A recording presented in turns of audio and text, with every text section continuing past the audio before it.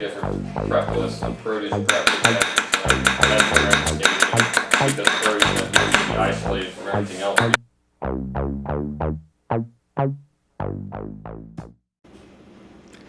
Hey guys, Mr. Knife Fanatic here. Today I have the Katsushige Anryu 240mm Gyuto. Mr. Anryu is a 4th generation blacksmith. He's been a blacksmith for well over 50 years, and he also works with Katsushige, one of my favorite new knives on the website. So guys, as usual, here's the specs and cutting performance. We have an Aogami Hitachi Blue No. 2 steel core at 62 Rockwell. This is going to have very good wear resistance, take a very fine edge, and take a steep edge as well. Blue No. 2 is also known for having a little bit better toughness than most other carbons, and we actually prefer this for doing lots of prep work. It is stainless clad with a hammered finish or sashimi finish, and this is definitely a unique one. I really haven't seen many with this type of hammer. It's almost as if there was I can't say it's not a ball peen hammer on there. Let's see if we can get it closer towards the camera here. But I like that this is not so perfectly done in such a perfect pattern as though a machine put it out. You can see that there's personality to this blade.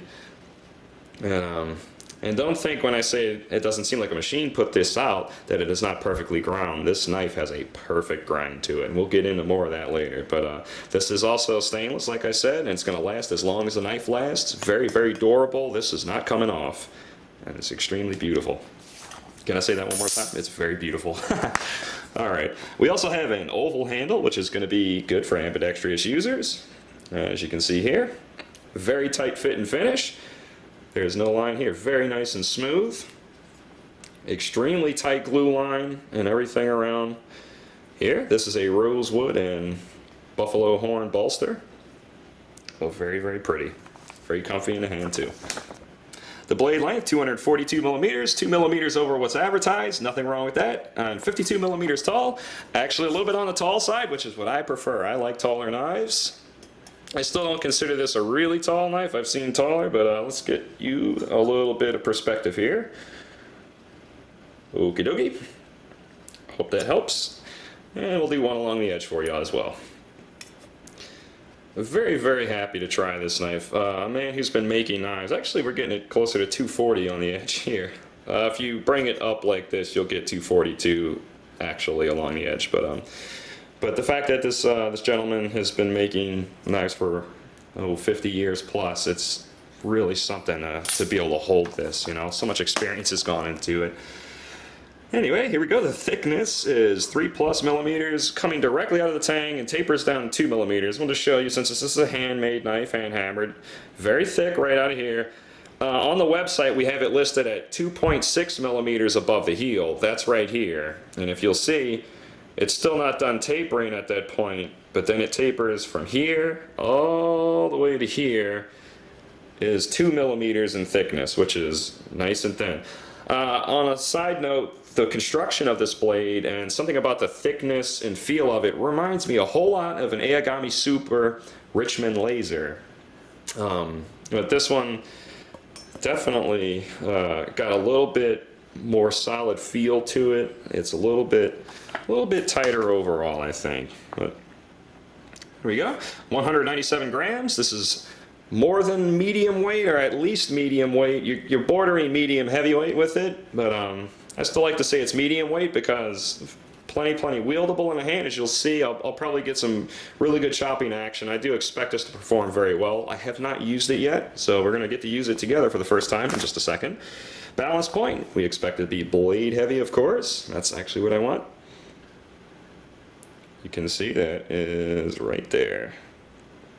In relation to pinch grip, if I pinched it right on that point and tried to get a pinch grip, it's a little bit forward. I have to choke back just a touch. So perfectly weighted in a pinch grip to give you a little bit of extra chopping power. The grind is a 50-50 convex, and I say thin. It's very thin behind the edge itself. Even though the knife itself is not quite a laser, I expect it to laser through food because it was ground so thin behind the edge. Let's try to give you one quick shot right before we get it on the board. Basically, it's right here, right behind the edge itself, that is just so paper thin. Does that give you some perspective? Yeah. So it takes a lot of time, a lot of talent, and a lot of patience to grind a knife that well. here we go. Let's see how she does on an onion. Make sure I get me a towel first. Need to wipe the board. Here we are, first ingredient. That was very nice.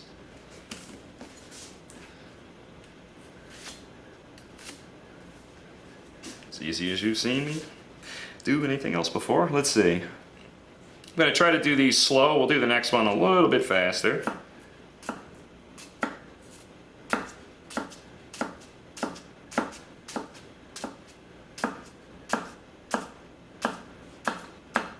Easy enough. Don't really have to hold it. One-handed onion speaks for itself. Nothing stuck to the back side of this blade. Excellent convex on it. I'm just pushing straight down very lazily, and that's just dropping right through. I'm hoping that you get across in these videos the cutting performance of the knife, not my knife skills. I want you to see how the knife performs. It's really not about cutting skills. But something here, this convex was done so nicely. The shoulder right here is so smooth into the blade. The transition is flawless, and because of that, it just goes straight down through the food. A lot of knives with the Kuruchi finish, you'll find there's a little bit of a shoulder right there, and occasionally you'll get a little bit of sticking. This knife, not at all, not at all. I mean, if you can see, it flips right through. Like nothing, see?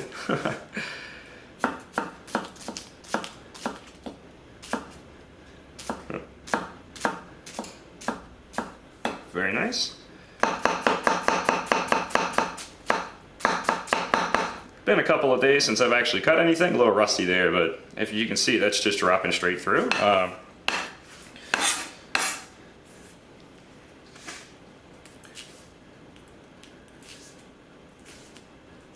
mean, it's able to...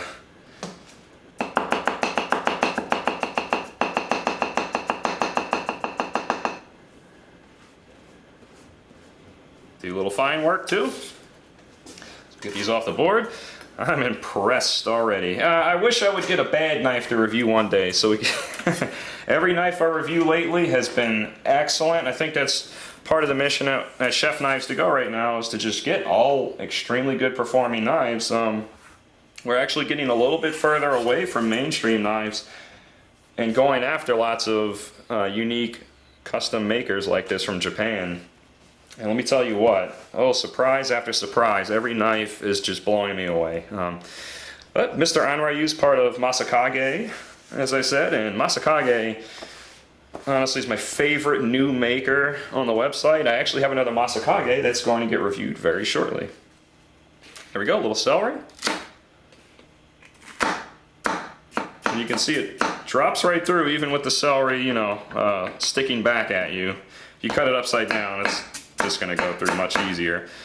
But we will show you the profile real quick. It's got a very big flat spot and just a very gentle sweep. You'll be able to chop with the tip or chop anywhere with this knife. You put it up in a pinch grip, and I'm sure it's going to do quite well against most anything. Let's see here.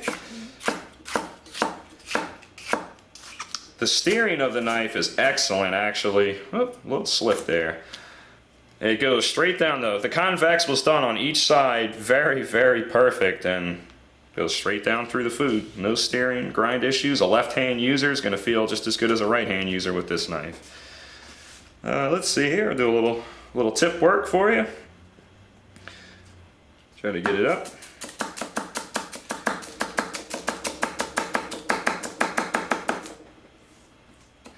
Well, I was chopping a 2-inch width there. If you can see, though, I got through a lot. Even in the most curved part of the knife, you're still getting lots of board contact when you put it down, no matter where. You definitely know down here it's flat. There's no point in trying to chop with that, because you know what it's going to do. Show you the tip a little bit, and get rid of that.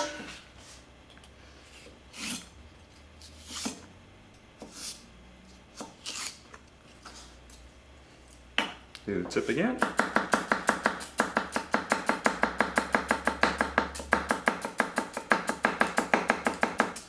Alright.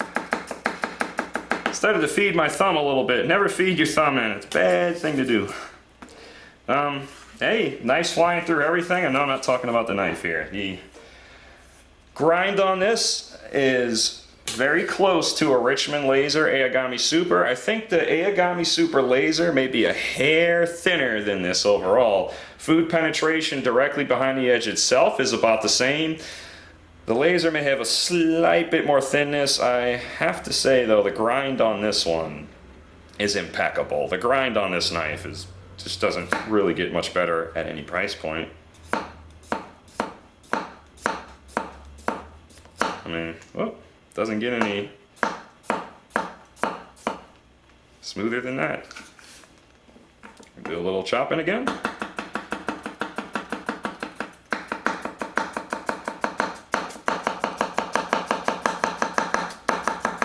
All parts of the blade chop equally as well. It's been ground perfect everywhere. And wow. Let's see, I have one last piece of celery left. There's really not a whole lot to do to this guy except just go ahead and blow through it. And I think we'll actually try to chop with all parts of the knife again. Oh, we didn't show you rocking. I didn't show you rocking. You didn't remind me. I need you to speak up there, people in YouTube land. Let's see. Show you the rocking profile and wrap the video up. As you can see, I'll choke back on it a bit so you can see that. And just show you a little bit against the celery. The knife is extremely thin behind the edge, as I said. I mean, I'll basically pick it up 2 fingers and... Remember when I chop, I'm not using a whole lot of force when I chop on these videos. I can put way more force than I'm actually using.